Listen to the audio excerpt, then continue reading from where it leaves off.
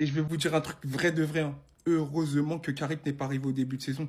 Parce que je pense que ça aurait été eux nos vrais concurrents Arsenal. Encore un match et il coupe ses cheveux.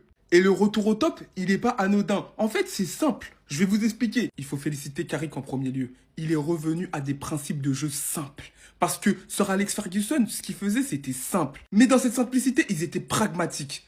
Et aujourd'hui, oui, il y a quelque chose qui fait tourner le match, c'est ce carton rouge de Romero. Mais quand tu regardes, même avant ce carton rouge, tu sentais que Manchester United avait plus de force de frappe que Tottenham. Quand tu vois le but, tu sens tout simplement que là, il y a des sourires. Ils se sentent bien à jouer ensemble. Là, le corner de Bruno Fernandes, Kobe Mainoo, qui décale pour Brian Mbeumo. La frappe de Brian Mbeumo, ras du pot, elle finit dans les buts.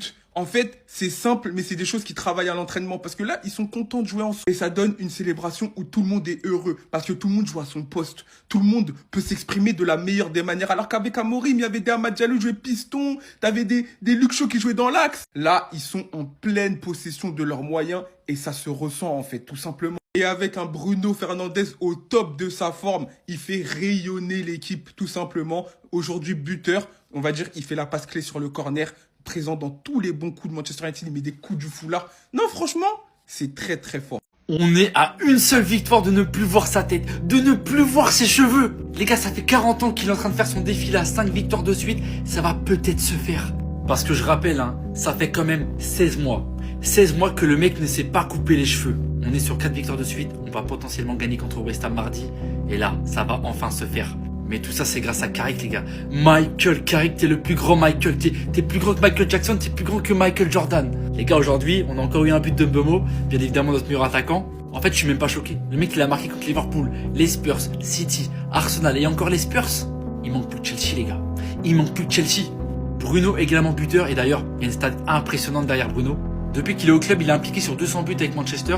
Et depuis ses débuts, le seul qui fait mieux, c'est Mohamed Salah. Et encore, c'est un attaquant, les gars. Et dites-vous que Wayne Rooney est le seul joueur de Manchester à avoir été le plus rapide en 295 matchs à atteindre les 200 goals assists. Les gars, ce mec-là, il est pas normal. C'est un milieu, les gars. Je rappelle que c'est un milieu. Le match que nous a proposé Casemiro et de Kobe Mainoo au milieu de terrain, c'est une dinguerie, les gars. En fait, on n'est pas habitué encore. Bon, on va commencer à s'habituer parce que là, on commence vraiment à gagner pas mal de matchs. Mais là, honnêtement, les gars, mais Amorim, je ne comprends pas pourquoi il n'a pas fait jouer Kobe Mainoo. Il y a pas longtemps, Casemiro l'avait annoncé qu'il arrêterait à la fin de saison. Il a dit qu'il donnerait à fond. Il a pas menti. Il a pas menti, ce fou. Pour moi, c'est le meilleur joueur sur le terrain aujourd'hui, du côté de Manchester. Tout qu'en plus, on rappelle qu'il a joué avec une cheville en moins. Bien évidemment, il y avait carton rouge tous les jours.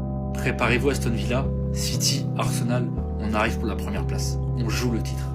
Comment vous expliquer que j'ai vu ce Tottenham-là jouer? Ils étaient super forts. Une équipe montée toute pièce par Mauricio Pochettino. Il y avait du Kane. Ils avaient une défense de fer. Vertonghen, Alderweireld. Un milieu de terrain solide. Et le pire, c'était offensivement. Dele Alli, Kane, Eriksen, Son. Mais ils ont absolument rien gagné. Pour eux, c'était une finale de Ligue des Champions perdue face à Liverpool. À la suite, ils ont vu passer Antonio Conte, le coach qui a l'habitude de gagner des championnats. Les seuls trophées qu'il n'a pas gagnés dans sa carrière, ça aurait été à Tottenham. Ils auront même vu le Special One. Et pour lui, pareil, le seul trophée qu'il n'aura pas gagné de sa carrière, ça aurait été à Tottenham. Pour vous dire à quel point ce club, il était maudit. Il aura fallu que Ange Postecoglou arrive. Il aura fait une première saison. Il aura été incroyable en début de saison, mais il aura croisé la route de Chelsea. On aura brisé leur rêve. Je vous raconte ça pour vous expliquer que finalement, le Tottenham qui remporte l'Europa League aujourd'hui, de Postecoglou, sur sa deuxième saison, est actuellement le pire Tottenham de ces 20 dernières années. Il aura fallu qu'il soit nul. Mais super nul au fond du gouffre, au fond à terre, plus bas que terre, au sol, pour qu'il puisse gagner un trophée et l'Europa League quand même. Je parle pas de Carabao Cup, parce que les autres n'ont même pas gagné ne serait-ce qu'une Carabao Cup. Mourinho s'était fait virer juste avant une finale, si je me trompe pas. Mais Postecoglou, qui fait la pire saison de l'histoire, finissant 17ème, gagne l'Europa League. C'est dingue. Comment je pourrais expliquer ça à quelqu'un de sensé? Cette équipe de Mauricio, surtout cette équipe, n'a même pas remporté un trophée, ne serait-ce qu'un seul. C'est dingue, pour que cette équipe de Postecoglou récupère un trophée. Clairement, il y avait même cette stat qui était sortie. Cette saison, ils ont fait 18 défaites en championnat, or que Pochettino, lors de la saison 15-16, 16-17, 17-18, on avait fait que 17 au total. Pour vous dire à quel point c'est alarmant le niveau de ce Tottenham-là actuellement. Mais bon, bravo à eux.